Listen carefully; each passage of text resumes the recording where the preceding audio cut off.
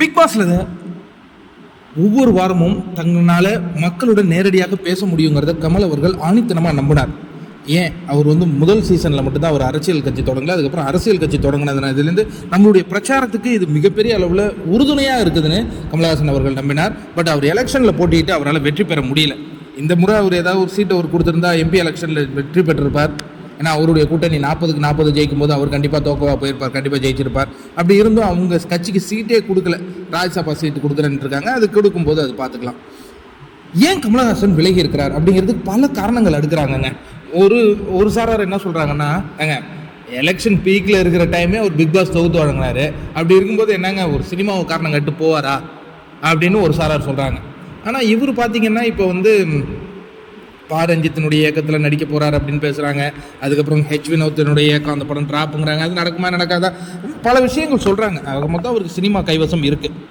இன்னொரு விஷயம் என்ன சொல்கிறாங்கன்னா, அவர் பிக் பாஸில் நாம் ஒரு பிக் பாஸ், கமலஹாசன் அவர்கள் அவருடைய மனநிலையில் நாம் ஒரு பிக் பாஸ், நம்மளை யாரும் என்ன பண்ணக்கூடாதுன்னா கேள்வி கேட்கக்கூடாது அப்படிங்கிறதுல அவர் தெளிவாக இருந்திருக்கார் போல இருக்குது. அவருக்கு எங்கே கடுப்பாயிடுச்சுன்னா, நம்ம சொல்லிட்டு இருந்தோம் இல்லையா, போன சீசன் 7வது சீசன் நல்லா ஞாபகம் இருக்கு இல்லையா, ஒரு ரெட் கார்டு ஒன்று கொடுத்தாங்க. அந்த ரெட் கார்டு கொடுத்த எல்லாருமே எவிக்ட் ஆகி போனாங்க. கடைசியாக மாயாவை கூட எவிக்ட் தான் ஆனாங்க. ரெட் கார்டு கொடுக்காதவங்க தான் வெற்றி பெறணும் அப்படின்னு மக்கள் ஒரு கட்டத்தில் முடிவு எடுத்தாங்க. அதை நம்மளால் பார்க்க முடிஞ்சது. அந்த ரெட் கார்டு தூக்குனவங்கள வரிசலாக அனுப்புனாங்க. இப்போ நீங்கள் கேட்கலாம், அப்போ மணியும் ரெட் கார்டு தூக்குனார் தான் ரன்னர் தானே ஆனார். ரெட் கார்டு தூக்குனவங்கள வரிசலாக அனுப்பிக்கிட்டே இருந்தாங்க. இந்த ரெட் கார்டு இன்னும் தொடர்ந்து அங்கே இப்போ சோகமாக இருக்குது. என்னென்னா, அது கமலஹாசன் அவர்களையும் விட்டு வைக்கலை. ஏன்னா தொடர்ந்து இவர்கிட்ட அந்த கேள்வி எழுப்பிக்கிட்டே இருந்தது. இவருக்கு ஒரு கட்டத்தில் என்ன இருக்குன்னா, மன உளைச்சலை தந்திருக்கு.